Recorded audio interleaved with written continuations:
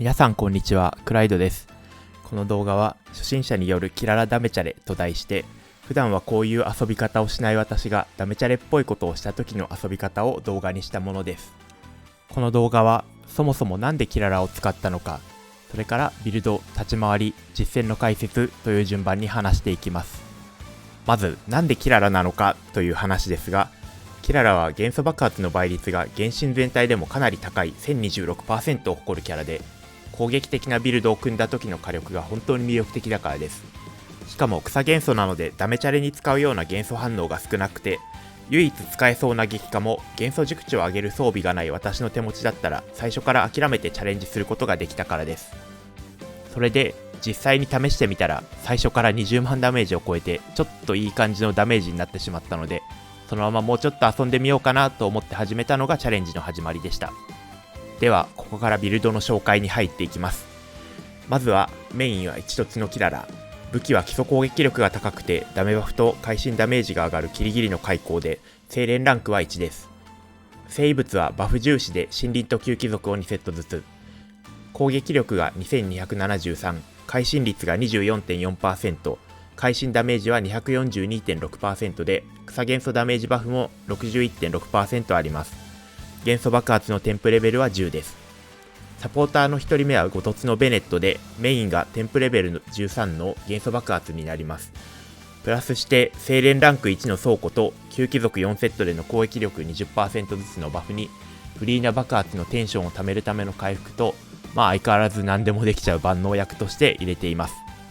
1突フリーナは優秀な元素爆発による 100% のダメージバフと、洗顔4セットによる攻撃力 20% アップの役割です。武器はバフができるものを持っていなかったので、普段使いの清風剣を持たせています。炎飛は編成の炎元素共鳴による攻撃力 25% のためと、竜殺し装備による攻撃力 48% のバフ、森林4セット効果の草元素耐性ダウン 30% を目的に入れています。激化を使うならこの枠を雷キャラに変えたり、2突のクレイがいれば防御タウンのためにそちらを使うのもありかなと思います。赤字の装備や元素爆発がキララの強化に使われているのですが、最初から全てこの編成になっていったわけではなく、いろいろ試しながら変更していったら最終的にこうなったという形です。ダメチャレをやっている時にはこの辺りがあればもっとダメージが伸ばせるのになぁとか考えていました。キララの5突と貫突は単純にダメージが伸ばせるし、フリーな3突のバフアップもかなり大きいです。あとベネットも貫突すると通常攻撃に炎付与ができるので、キリギリのバフがさらに増えてましたね。激化はフリーナの水付着と競合しそうなので難易度は上がりそうなんですが、九条サラを入れたり元素熟知バフができる武器が揃っていたらさらにダメージは伸ばせそうです。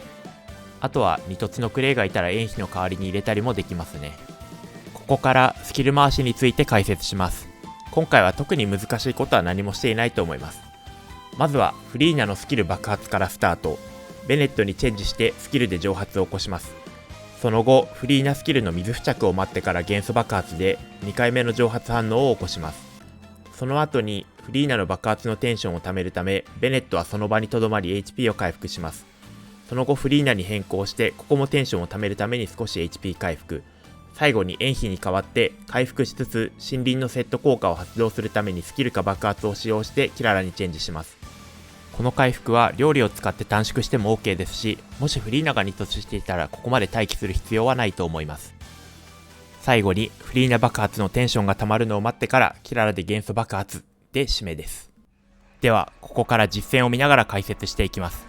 相手になってもらうのはダメチャレでおなじみのスカラマッシュです。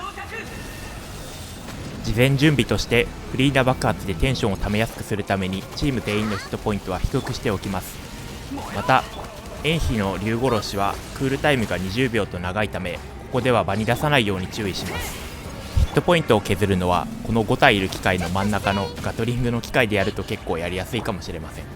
また宙に浮いている敵はベネットの長押しスキルやキララのスキルなどで破壊することができます。ここでスカラマシをダウンさせるのですが、私はいつもここの待ち時間の間に料理を食べるようにしています。今回使うのは船長賞と総輪のオイルですが、 HP が関係するキャラがいる場合はそれらの料理も食べておきましょう。スカラマシをダウンさせたら台座に登り、先ほどのスキル回しの通りに動いていきます。まずはフリーナでスキル爆発、ベネットにチェンジしてスキル、水付着を待ってから爆発で2度目の蒸発を起こします。ベネット、フリーナ、エンヒと回復してテンションを貯めて、エンヒのスキルまたは爆発、最後にキララでテンションが溜まるのを待ってから全力の元素爆発を打ちます。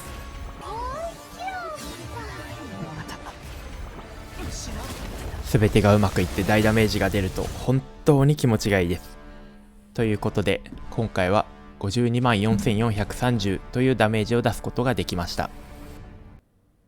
最後になりますが、手持ちがなくてもちょっとずつダメージが増えていくのを見るのは楽しいですし、もっとダメージを出したければ情報はいろんなところで見つけられると思います。今回こういう遊び方をしてまた原神の面白さが分かったので、皆さんもぜひぜひ試してみてください。